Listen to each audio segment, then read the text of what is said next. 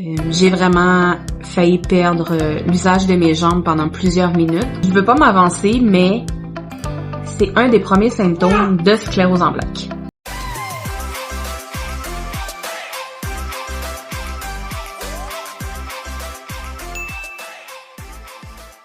Bonjour et bienvenue à Compassion en plaques.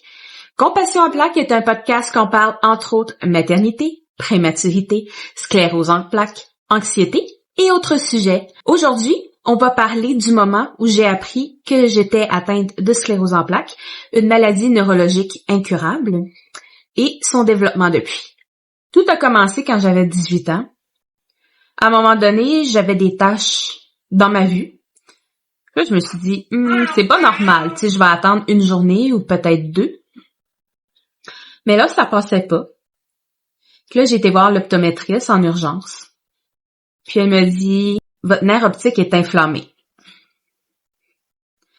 Puis, je veux pas m'avancer, mais c'est un des premiers symptômes de sclérose en plaques. C'est un ophtalmologiste qui va vraiment pouvoir voir avec vous si c'est une névrite optique. Et aussi si il vous réfère en neurologie ou pas. De ce que je connais de la sclérose en plaques, c'est une maladie qui est auto-immune. Ça veut dire que c'est ton propre système immunitaire qui attaque ton corps. Puis c'est une maladie neurologique et ça se guérit pas. C'est tout ce que je savais. L'ophtalmologiste, après avoir confirmé la névrite optique, il me dit « Madame Martel, je vais référer votre dossier en neurologie parce que les névrites optiques, c'est un signe précurseur de sclérose en plaques chez les jeunes femmes. » Je me dis « Bon, ben d'accord, ça va plus ou moins bien. » J'attends et avec notre système de santé, bien, c'est pas toujours rapide, surtout en médecine spécialisée comme la neurologie. En même temps que le temps passe, j'avais vraiment mal dans mes jambes. J'avais de plus en plus de la difficulté à marcher.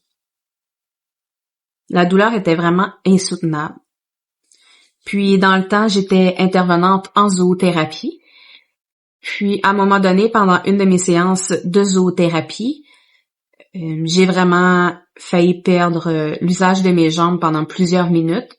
Il a vraiment fallu que je m'accroche pour pas que je tombe. Ça a jamais paru, mais je le sentais là que mes jambes allaient lâcher. Puis là, je me suis dit, ouais, ça fait 1 an, j'aimerais ça voir le neurologue pour voir si vraiment c'est une sclérose en plaques parce que là, ça va vraiment pas bien. Un peu après, pas très longtemps après, j'ai eu un appel de la neurologie pour me donner un rendez-vous. J'attends dans le couloir ou la neurologie. Puis il y avait plusieurs personnes qui avaient une sclérose en plaques. Puis bien, la sclérose en plaques, c'est différent pour tout le monde. Il n'y a pas une personne qui est au même degré ou qui vit les mêmes symptômes.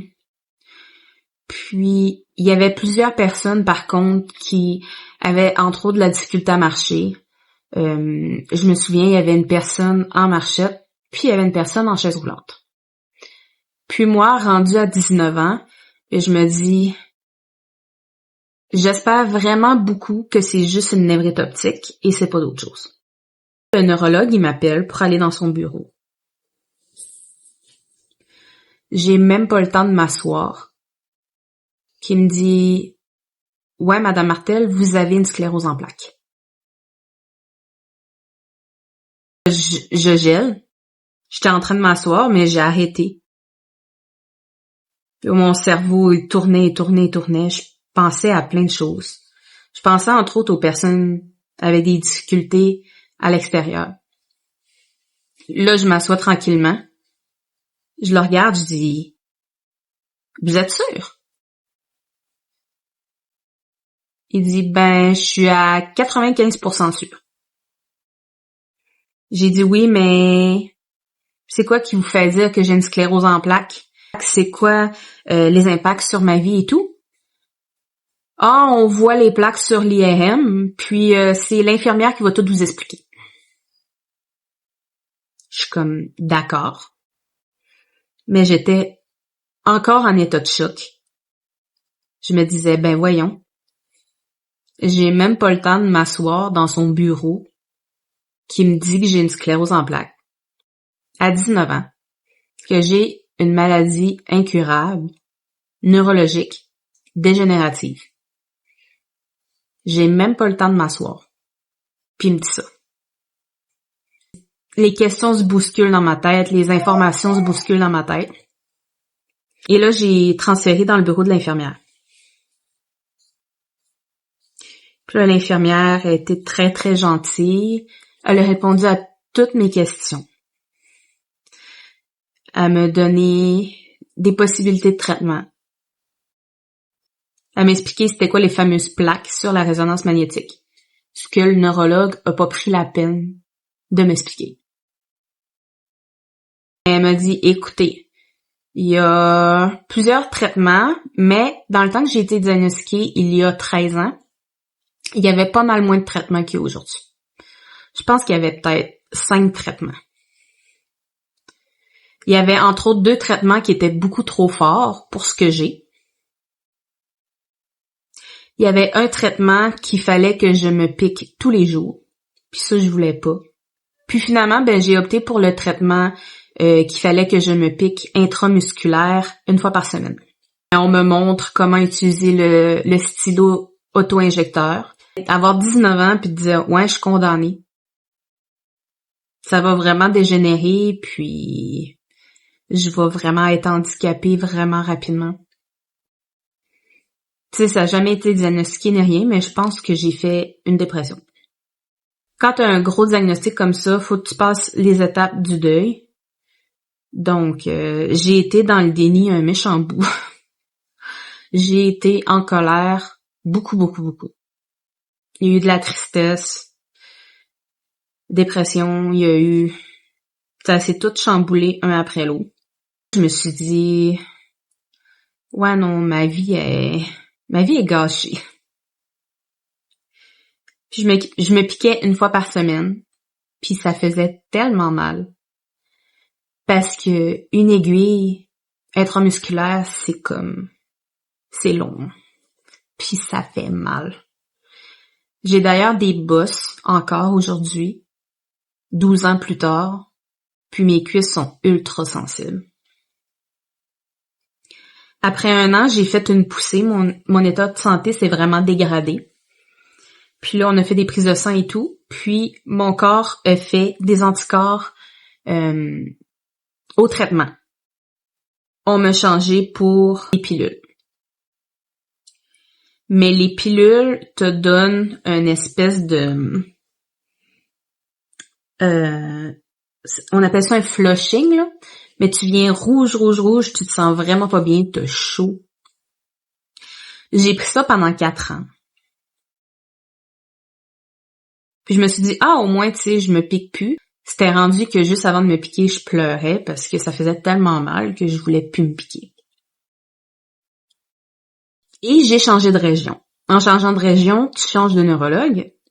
Puis j'appréhendais vraiment beaucoup le nouveau neurologue parce que la relation avec l'ancien neurologue était pas super, disons.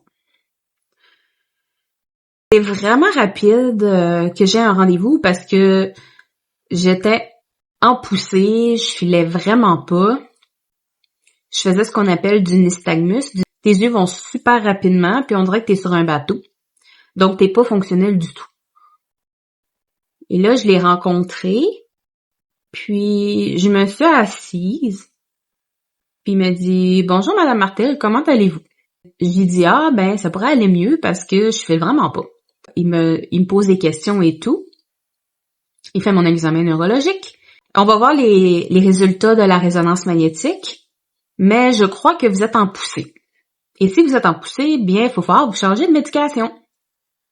Parce que ça fait plusieurs fois que vous êtes en poussée, puis vous n'avez pas été encore changé de médication. Une autre chose, c'est quand j'étais à l'autre région, mon suivi était pas super rapide et j'avais une résonance magnétique environ aux années et demie ou aux 2 ans. Et une résonance magnétique, habituellement, c'est aux 6 mois ou aux années, tout dépendamment de état de santé et tout, de comment t'es stable. Il dit, bon, ben, on se revoit dès que j'ai les résultats. On va vous appeler pour un rendez-vous. Comment? Parfait. Plus tard, on me redonne un rendez-vous, puis il me dit, bon, écoutez, Madame Martel, vous êtes en poussée. Je suis comme, d'accord, je m'en doutais bien gros. Là, il dit, depuis que vous avez commencé à être diagnostiqué, il y a plusieurs médicaments qui ont sorti. Et un qui est très, très efficace, c'est une perfusion aux 6 mois. Une perfusion qui dure environ 5 heures, peut-être plus, quand on a des symptômes de perfusion. Mais c'est une perfusion de 6 mois, puis les résultats sont quand même excellents. Donc moi, je vous recommanderais ça. Je suis comme, ah parfait, on va y aller comme ça, parce que moi, je veux pas me piquer tous les jours. Les pilules, ça n'a pas fonctionné. Je pouvais pas prendre le deuxième traitement avec les pilules, parce que, en tout cas, il y a des critères, puis moi, je pouvais pas prendre ceux-là. C'est long. Une perfusion, c'est tellement long. Quand je vais pour mes perfusions, j'amène mon sac à lunch, ma boîte à lunch, mais j'amène ma tablette, j'amène quelque chose pour écouter de la musique, j'amène des livres et j'amène une console portative parce que c'est vraiment long. Je me suis dit, bon bien, au moins, ça dure au moins 5 heures. Je vais pouvoir entre autres tuer le temps. Mais ce que je savais pas, c'est que avant de donner la perfusion, il te donne une quantité quand même importante de Benadryl. Puis du Benadryl, ça fait dormir. Donc, à ma première perfusion, j'ai dormi quasiment tout le long. À part quand j'étais rendue à 120, le débit de 120 qu'on appelle. Là, j'ai fait, ouais, non, ça me gratte vraiment beaucoup. Puis ça chauffait. Puis, finalement, c'était à cause de la perfusion. Puis là, ben, qu'est-ce qu'ils font dans ce temps-là? Ils arrêtent la perfusion, ils te redonnent du Benadryl, puis ils recommencent à un débit moins élevé. Puis ils se rendent pas au débit où ce que t'étais rendu. Donc après, je vais revoir mon neurologue, puis ça allait tellement bien côté santé. Puis ça va encore bien côté santé parce que ça fait au-dessus de 5 ans que je suis stable. J'ai eu mon rendez-vous dernièrement avec le neurologue qui a vraiment confirmé que j'avais pas de nouvelles plaques. J'ai pas fait de poussée. C'est vraiment que post-accouchement, les femmes sont plus sensibles aux symptômes de sclérose en plaques. Les symptômes ressortent plus. Et je suis vraiment contente parce que je suis encore en santé, je suis stable, puis ça change vraiment ma vision de quand j'ai commencé que ma vie, elle sera vraiment pas belle. Puis je me suis dit longtemps que personne voudrait vivre avec quelqu'un qui a une sclérose en plaques parce que je voulais pas vivre à la base avec la sclérose en plaques. Alors, imaginez un conjoint ou une conjointe qui veut vivre avec la sclérose en plaques. Finalement, j'ai rencontré mon mari. On s'est rencontrés avant et plus tard, on a reconnecté. Puis, j'y ai vraiment dit à ce moment-là que j'avais une sclérose en plaques. Et c'est quoi que ça faisait, c'était quoi les enjeux, c'est quoi qui pouvait arriver. Puis, il a vraiment accepté ma maladie. Il a vraiment accepté les limites que ma maladie me pose. Puis, notre relation est vraiment merveilleuse. Puis, on a une petite fille. Cette petite fille-là, c'est un des plus beaux cadeaux que je pourrais avoir. Et vous, qu'est-ce que vous en pensez? Est-ce que vous connaissez la sclérose en plaques? Ou une autre maladie incurable? Est-ce que vous connaissez quelqu'un qui a développé une maladie incurable? J'ai appris que l'éducation Et l'information peut vraiment aider à vivre avec une maladie incurable. Aussi, avoir une excellente relation avec son médecin traitant. Et sur ce, je vous dis à la semaine prochaine.